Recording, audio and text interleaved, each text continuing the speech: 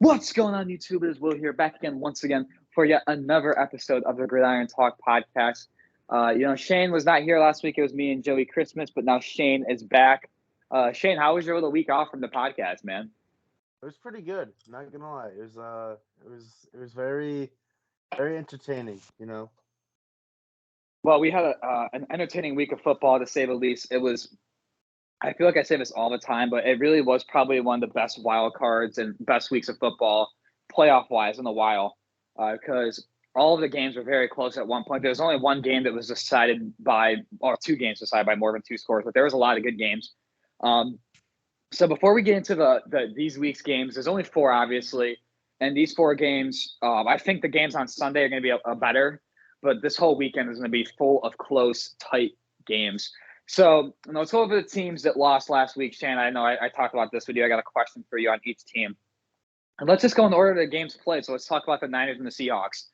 So for those who did not watch this game, the Niners were actually losing at halftime, 17-16, and then they just blew it out of the water in the third quarter and the fourth quarter. They just smoked them. So going into this game, no one really knew what Geno Smith's future would be with Seattle. I know they have a top pick because they have the Broncos pick. People were saying, are they going to get C.J. Stroud? There's just a lot of questions, but this was confirmed right before the game that the Seahawks are going to make Geno Smith their quarterback next year. Now, I don't know if that's a 1 year deal. I think it'll be a 2 year deal. Personally, I think they're going to give him a 2 year deal. So do you think that's smart for the Seahawks to keep Geno Smith as their quarterback for, let's say, 2 more years, or do you not like that? I think it's a brilliant idea. I do think they need to draft a quarterback though this year, just to get him developing and like right into it. Because I think Geno, how old is Geno? Isn't he like 33, 34? Something like that, yeah. So like Geno, and like we said, this is his best career. I believe he's gonna be a Pro Bowler too. Yeah, he is. So like he's not gonna have like more years of this to come. It's not like Geno is like a young quarterback. He's an older quarterback that's just blossoming like very late in his career. So I think they definitely need to draft a quarterback so he can at least learn some stuff from Geno. Because they don't really have that experience at quarterback outside of Geno Smith. So,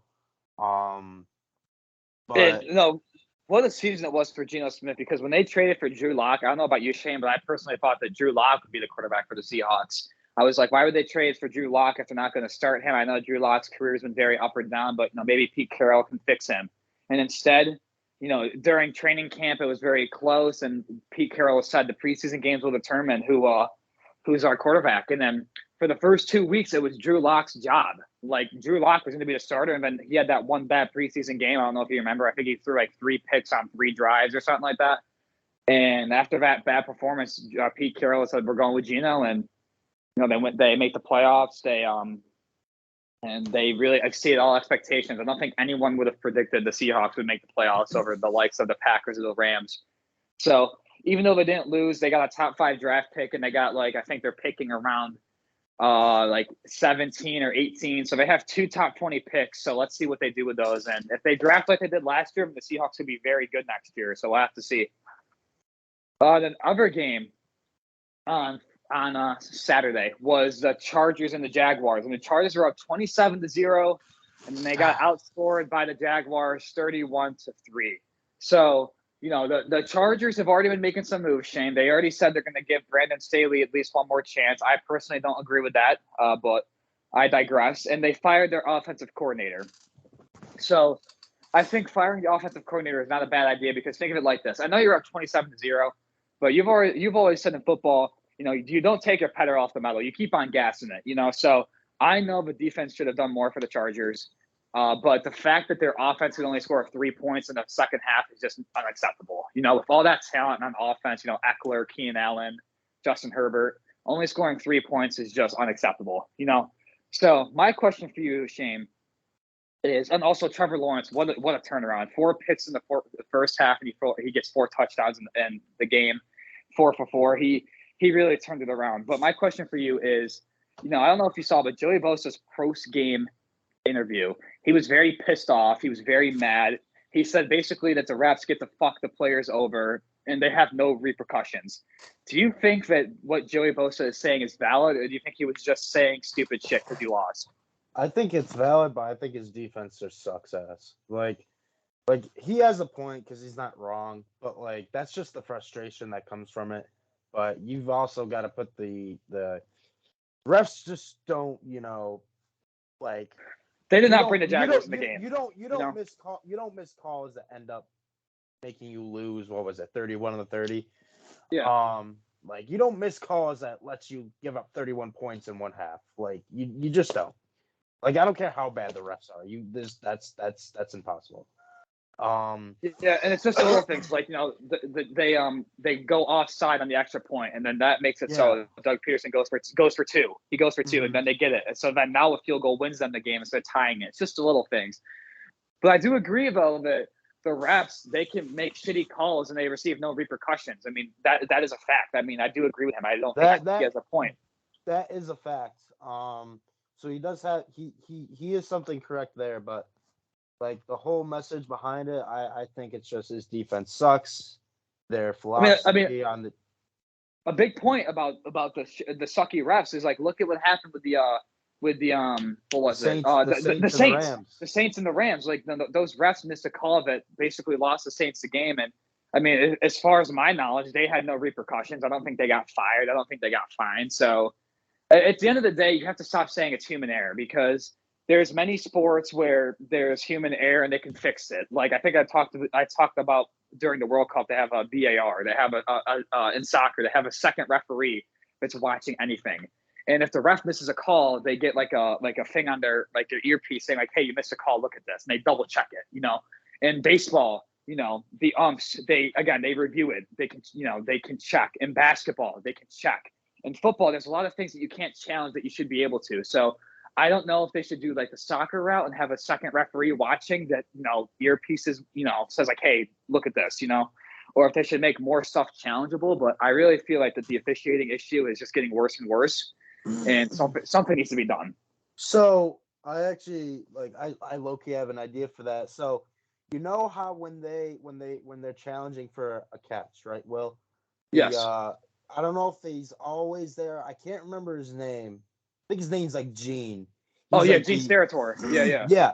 I think he should be that extra ref if they go that route because he's out of everybody, like including the refs, he's the one person that I've listened to like while watching games that's made comments about like whether it should be a flag or not, this catch or not, like all that Yeah. has actually made more sense than like any other analysis or any And, other expert. and to start it out, like, because I know it might be a lot to like have an extra referee watching these games, like just only put it in the playoffs, or maybe only put it on the primetime games on Sunday and Monday night, to start out slow. And if people like it, then you go through with it. If they don't like it, then you just scrap it. But that's just my opinion. Let's continue on to the games that happened on Sunday. We had three on Sunday. The first one was the Dolphins and the Bills. So the Dolphins and the Bills was a very close game, unexpectedly so. Like I cannot believe that this game was as close as it was. Skylar Thompson played great for a rookie 7th-round quarterback, making his like second or third career start. And the Bills are just playing this very dangerous game. Like it's almost like they live and die by Josh Allen. So I mean, we'll have to see where that takes them. I mean, he reminds me a lot of Brett Favre, where he can throw for 500 yards, but he can also throw 4 picks. That's how Brett Favre was. He was like the gunslinger. So my question for you is: does how bad the Bills played this weekend worry you about them making a deep run? Or do you think the Bills will be fine? It worries me a lot, especially how bad. Like it wasn't even Josh Allen so much. Their defense, it was not like they were stopping they were stopping them, but they weren't. If that makes sense. Like, how do you let someone who went? I think Thompson went 11 for 37, and they still scored 31 points. Now, granted, like you said, there's a lot of turnovers, but either way, like, how do you let any points be scored with that kind of stat line? Like, would you expect a team's quarterback going 11 for 37, expect that team to still be able to win the game?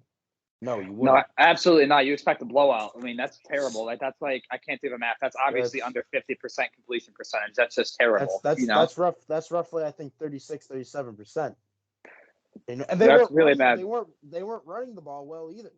I don't believe. Right. So overall, their offense, they just they didn't really stay. They stopped them, but they also didn't. So they just kept coming. And you got to remember, the the Dolphins could have won that game very easily at the end, very easily. Right, and I don't know if you It saw came down to I think a 4th down and 11. what happened was Mike McDaniel. I don't know if you saw this. It was fourth. It was 4th and 1, and what happened was he supposedly said the ref told him he got the first down, so he was making a personnel change to suit a 1st and 10. And instead, it was 4th and 1, and he was not made aware of that, so they got pulled back to 4th and 6, and then they didn't get it. So, I mean, that's like a he said she said thing. If the ref did say that, then again, he should be held accountable because that cost them the game. But we could also just say the coach is blowing smoke up our asses and lying. So we don't know. But my other question for you about this game, I have. Because I know people really honestly think it's a serious debate that Tua might retire because he had 3 concussions in a single football season, and that is obviously not good. So do you think Tua is going to retire, or do you think people are just gaslighting those rumors? I think they're gaslighting him, but if he gets if he continues his career and he gets 2 more concussions after that second one, you got to retire. Just because, as someone who's had multiple concussions, that shit takes an effect, and your body will tell you when it's taking an effect. He's young, so he knows what his body's doing and what his body's telling him. I think he's only 4 years older than me, and me well. I've had I've had 2 concussions, Right. and he's had 3 in 16 weeks. Not even probably 2 months, maybe 2.5 months. That's dangerous. Right. So I mean, me personally, I wouldn't, because how I am. I'm not gonna let an injury stop me from playing the sport. But from a regular human standpoint, you gotta at least think about it. Okay, if I don't retire, this could end up taking years, not just a couple years, possibly 10, maybe even 15 years off of Your quality life. life. Right. If I get another concussion. So you got to think of it like that. So I don't. It could go either way, honestly. It really depends on how Tua feels about it, rather than what other people are thinking. You know what I mean? Right. So the next game, which is the New York Giants, the Minnesota Vikings. What a good game! This was the Daniel Jones masterclass I've been waiting 4 years to see. He had the best game of his career. Saquon Barkley was firing in all cylinders, and they upset the Minnesota Vikings. This was, I guess, the first upset where the lower seed won this weekend. So my question for you, Shane, is, in 2007 when the Giants won the Super Bowl, they did the same thing. They had a 4th-year quarterback who had a lot of question marks, and he leads them to, in my opinion, the greatest run in Super Bowl history. He beats the undefeated Patriots 21-17. In 2011, last time the Giants won the Super Bowl, they make it as a 9-7 team who faced all adversity. They made a deep run. They won the Super Bowl. Now, do you think the Giants have the same? And they always had 2 things. They had the same thing that has correlated all the years. They've had a good pass rush. Do you think the Giants have another chance to make a sneaky run to the playoffs, or do you think the Eagles are going to quash that hope this weekend?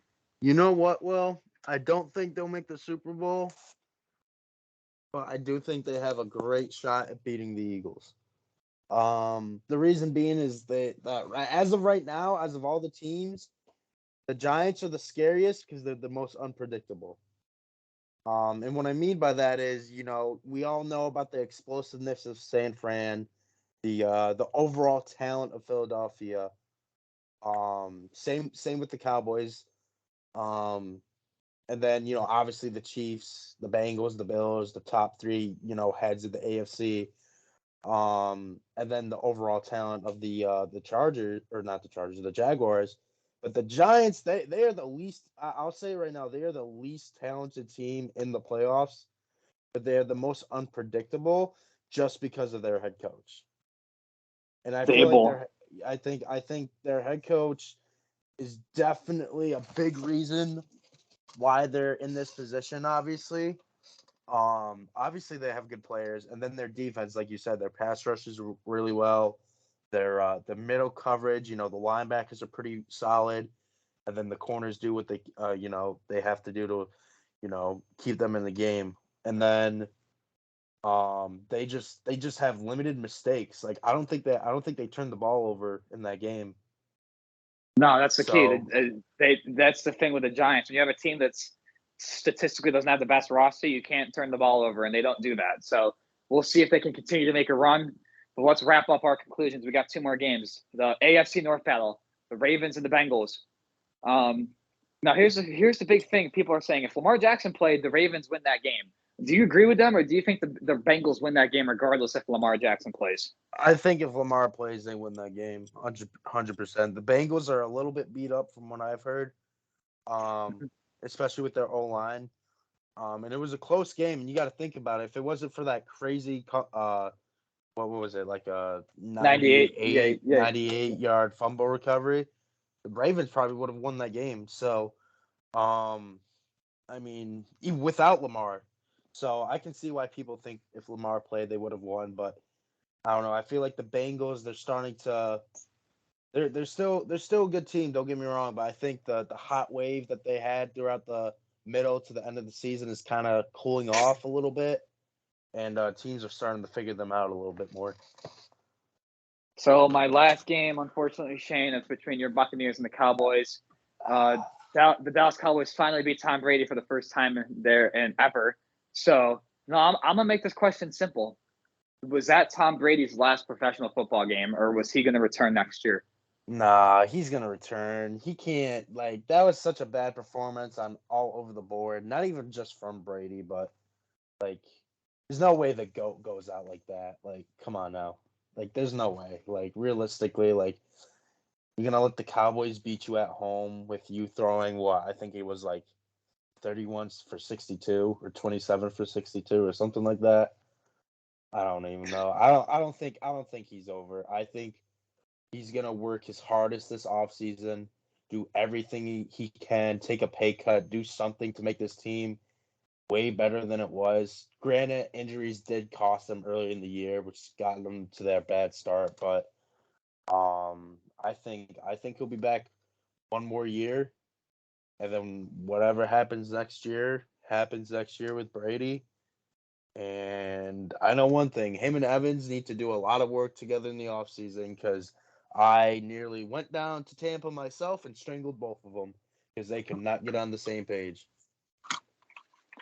So with the recap of last week's game, Don, let's get into the games this week. Obviously, there's 4, and we're just going to go in order, Shane. So I'll let you kick it off between the Chiefs and the Jaguars, which is obviously the most lopsided game. But it's still going to be a good game, but it is statistically the most lopsided game. So go ahead. So we had the Jaguars going to the Chiefs.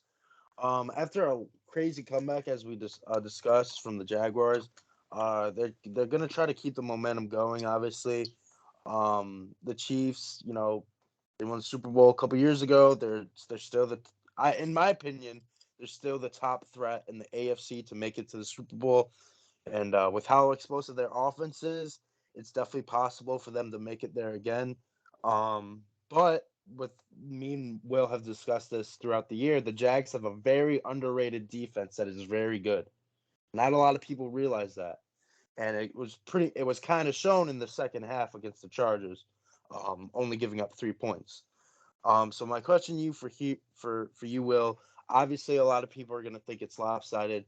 Do you think the Jaguars have a chance to beat the Chiefs? Any chance at all? And if they do, what do they need to do in order for that to happen? Well, let's just say this is the only matchup this week that has 2 Super Bowl winning coaches, Andy Reid and Doug Peterson. And, Doug Peterson was, fun fact, he was an Andy Reid coaching tree guy. He was on the Eagles team that made the Super Bowl when they lost to the Patriots, Shane, a long time ago, when they had McNabb and T.O. almost 20 years ago. That's where Peterson got his start. And I also believe he was on the Chiefs coaching staff when Andy Reid initially joined the Chiefs, and that's how he eventually became the Eagles head coach. So there's a lot of history between these two. And like you said with the Giants, they have great coaching, but same with obviously the Chiefs do too, but the Jaguars too. That's why they've made this jump from being the worst team this year to potentially making the AFC title game, which is crazy because Doug Peterson is a great coach and he is the main reason why Trevor Lawrence has flourished this year. But if they do want to win, you have to take notes of what teams have done that have beaten the Chiefs in the past. With the Bengals last year, what did they do? They made second half adjustments. They brought the pass rush, and they just kept up with them, and their defense stepped up. With the Buccaneers, as we know, what we saw in the Super Bowl, how did you beat the Chiefs? They brought the pass rush without bringing four. So, in my opinion, if the Jaguars want to pull off one of the craziest upsets this year, they're going to have to Trayvon Walker, the rookie, first round pick, and Josh Allen are going to have to step up. The pass rusher, Josh Allen, obviously. That's what they're going to need to do. The pass rush is going to have to be Will, and Trevor Lawrence can't throw 4 picks against the Chiefs and win. That No, can't happen. That will not. You are right. That will not happen. If that happens, because another thing about the Chargers is this is what separates the good teams from the great teams. The good teams, when they get a pick and they're inside the 25-yard line, they score a touchdown. The great teams, the good teams, they kick a field goal. And I believe, don't quote me on this, I think the Chargers kicked 2 field goals, was it? Or maybe 3? No, they kicked 2 field goals when they got the picks, okay? So instead of getting 14 points, they got 6. And that, again, the Chiefs aren't going to do that. With the Chiefs, they're going to at least get 3 touchdowns in that situation, not 2. So if Trevor Lawrence plays like he did in the first half of the last game, you can just kiss their chances goodbye. There's no chance. So there's that. That's my little thing. I think the Chiefs are going to win, but I think it will be a very close game. No, I agree. I just think, like, obviously, Will, I'm very high on Patrick Mahomes. I mean, who isn't? I'm not trying to be, bandwagon fan. Yeah, or a meat writer. But Patrick Mahomes is truly going to be the best quarterback of this, generation, following the Bradys and the Mannings and the Rodgers, the Wilsons, all that.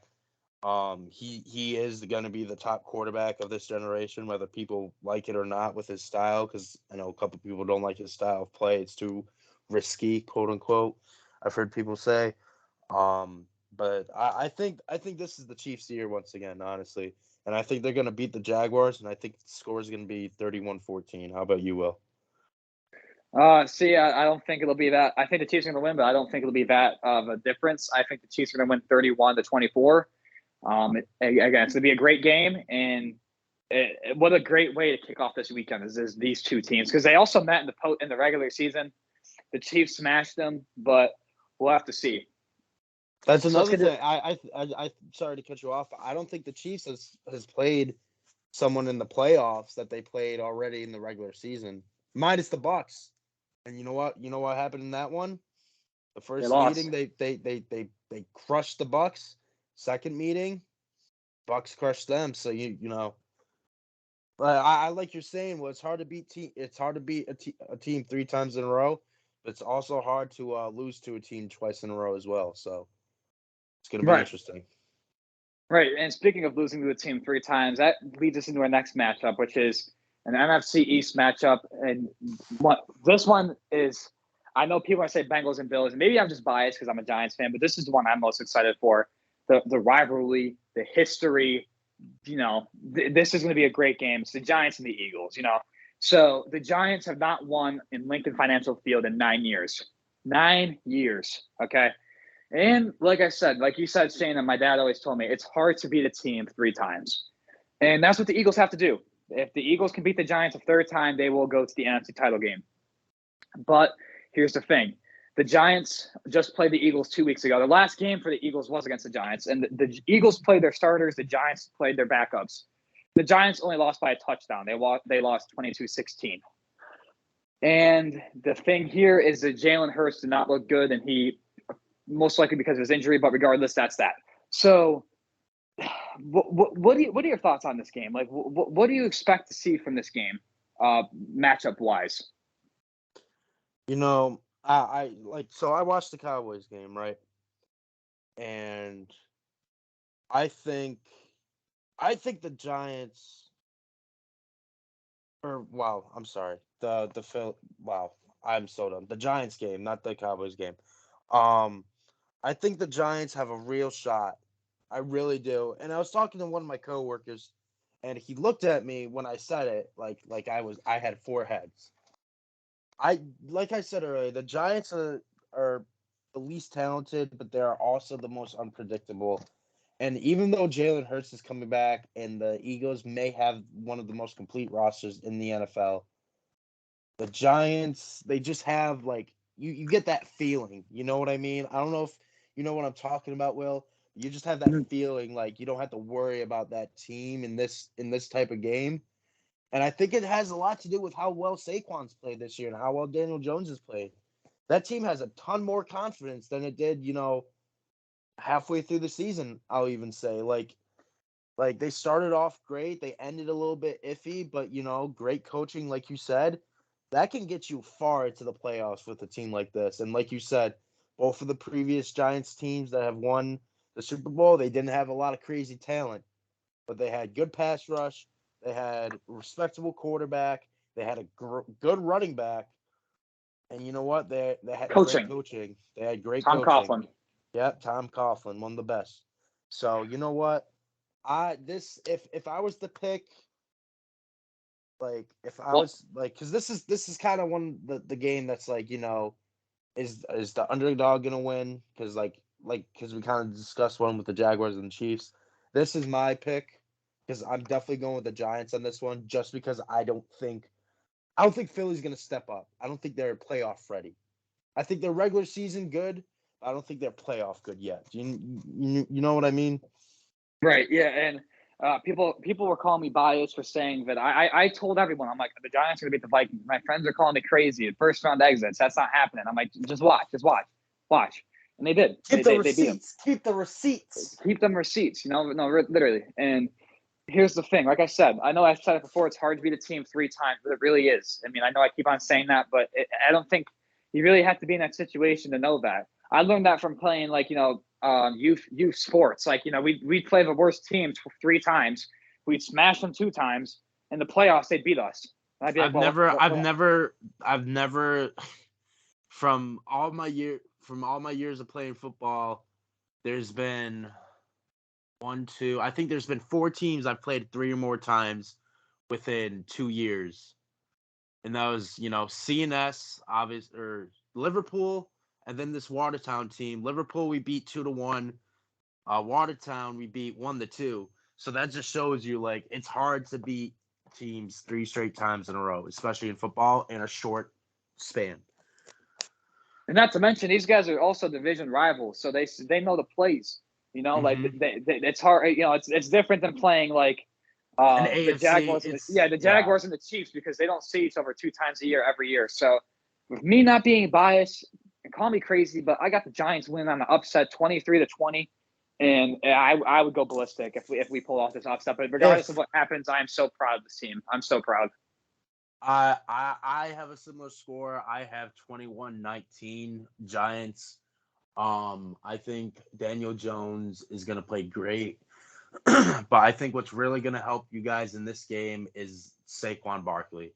I think he's going to have his best game yet this whole year. I think he's going to be great out of the backfield. In the passing game, I think he's going to be great. So I have the Giants 21-19. And into our next matchup, which we had this matchup in the beginning of the season, but because of the Damar Hamlin incident, this game was not rescheduled. It is going to be the Bengals going to Buffalo to face off against the Bills, and there's going to be a lot of questions in this one, between like how well are these two teams going to show up. Both of these teams were expected to be in this type of situation right now in the playoffs. Both of them had interesting wild card games, as we discussed. For the Bills, their game should not have been close at all. And then for the Bengals, if maybe Lamar played, they wouldn't even be here, etc. So the Bengals have a little bit roughed up O-line. I don't know how clear it is on how healthy their entire offensive line truly will be, but that is definitely something to think about against the Bills pass rush. But with the Bills pass rush, their defense wasn't holding their own against the Dolphins. So, my question for you, Will, is what do you think the biggest thing for both teams is to make sure they advance into the next round of the AFC playoffs? If like you said, these two teams played, and then the Damar Hamlin incident happened. And one thing that I was thinking, it's like I know those teams did not play for long, but before the game got stopped, how much do you think that game will affect this game? Not only with the plays that were called and shit, but the emotionalness of playing the same team that you had this traumatic experience happen to. Do you think that's going to have an effect at all, or no? See, I can see how it has an effect, and this is how I view it. One of two things is going to happen for the Bills. They're either one going to blow the Bengals out due to the emotion of it. Obviously, football is a very emotional sport, as you know. Well, you know how passionate I get about it. And then you add in the Damar Hamlin incident, that just makes it skyrocket. They'll either blow them out or they won't show up. I think either way, this is going to be a great game. I personally think it's going to be a shootout. But I think it does have some effects. Do you think both positive and negatively? Do you think the play calls before the game ended? Do you think they have any effect or no? Do you think basically we should act like the plays were never called, or? No, I mean, when you're in that moment, do you really, especially after what happened with Damar Hamlin, do you really go back a couple weeks? Obviously they probably still have the film for the first. I think it was just the first quarter they played. Not even the first two drives. Yeah, and they'll have the plays for that, but it's just they won't. You'll probably make adjustments to that, those few formations that they're in. You'll make adjustments here, the tight ends left. I got to go here, stuff like that. But overall, you just go back to the drawing board when it comes to film watching and adjust through there. Just because they didn't play long. Like you said, they only played maybe a total of 4 drives throughout the game, 2 each. So it's really, you might as well just say they never faced off this year at that point. So it's going to be real interesting to see.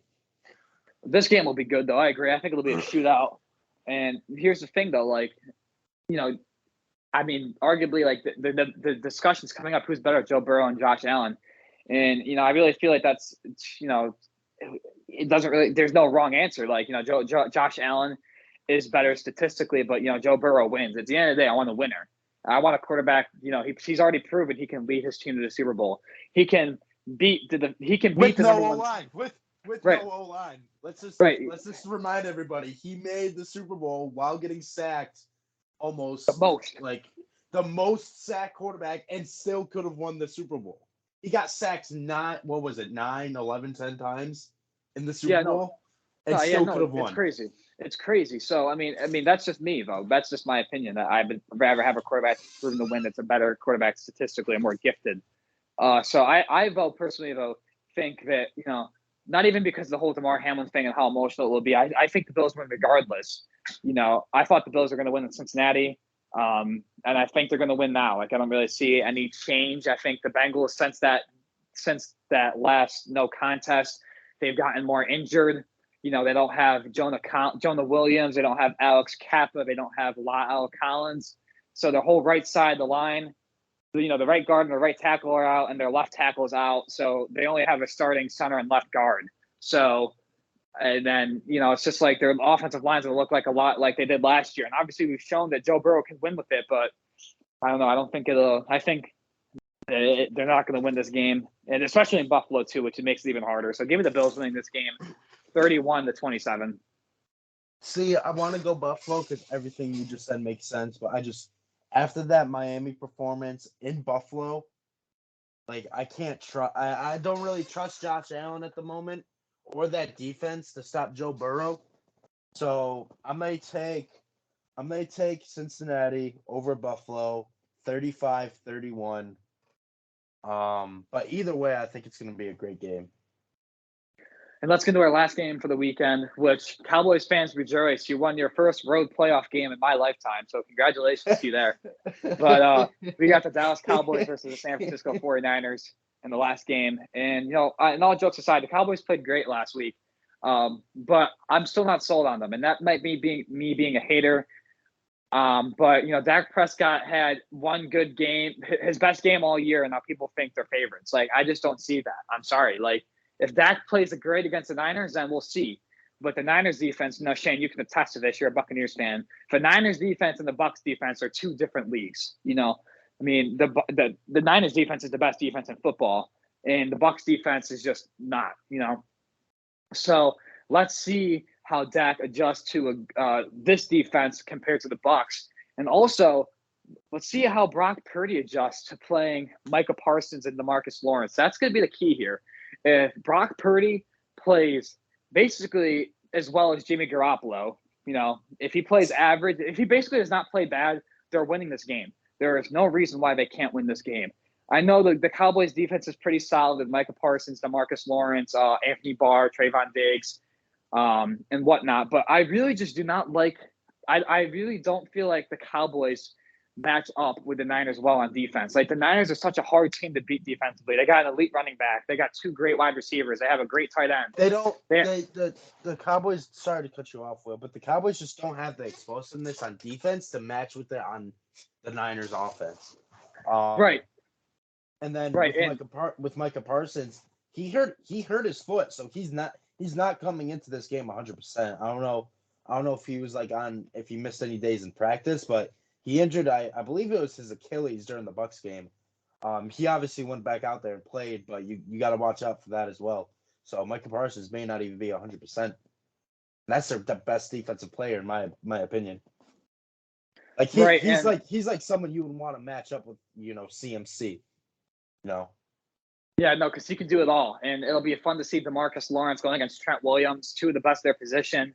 We'll see how that goes. We'll see, and it'll be fun to watch. But like I said, the Niners just match up so well against the Cowboys. And flipping the script to the Cowboys' offense and their defense.